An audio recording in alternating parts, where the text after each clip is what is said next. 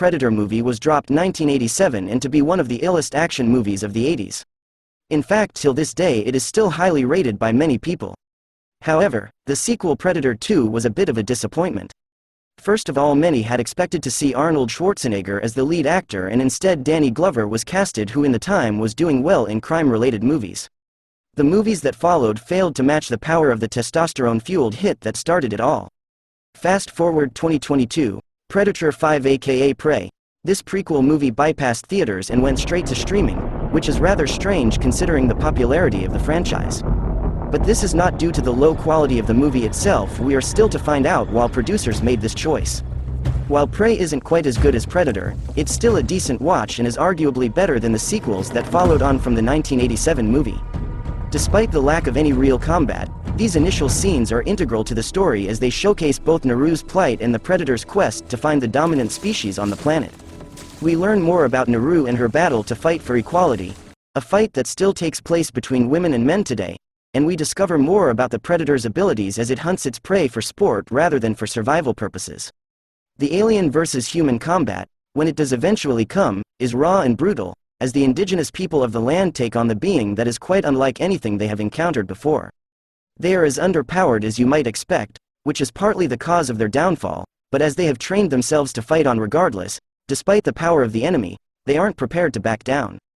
Director Dan Trachtenberg, 10 Cloverfield Lane, handles these scenes of action well, without the need for slow-mo or other directorial flourishes to ramp up the levels of excitement.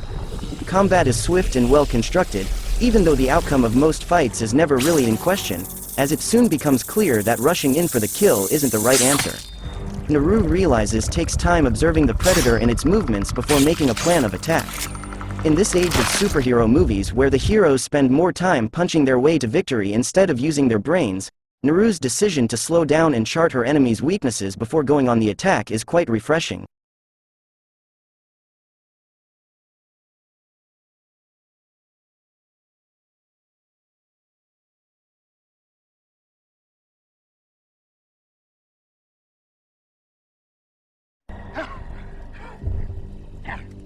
You think that I'm not a hunter like you?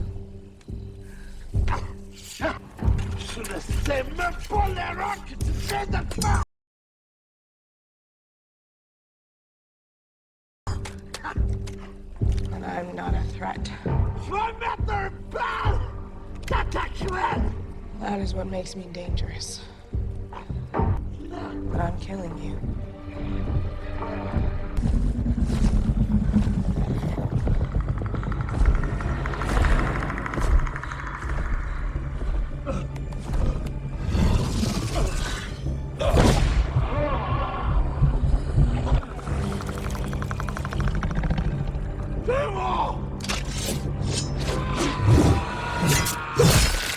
Sadly, the movie has a relatively short runtime, which wouldn't be a problem if the movie had featured more scenes of human versus predator action. But as a good portion of the movie is spent exploring the dynamics of Naru's tribe and their interactions with the land around them, there isn't enough time for the full-blooded alien encounters that I wanted. If the runtime had been extended by 30 minutes or so, the movie may have been better balanced. Still, this is my only nitpick as this is still a decent movie.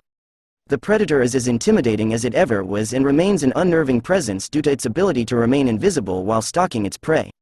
Naru's story is an interesting one as she fights not only to save her tribe but to also prove her worth to her community. And the confrontations that do take place between the Predator and its various adversaries are suitably bloody and heart-pounding. So, while this isn't quite the movie that I hoped for, it is far more intelligent and thought-provoking than the sequels that have come before. And as the closing credits suggest a further encounter between Naru and the Predator race, it might be that a sequel could provide the extended scenes of combat that are sometimes lacking in Prey.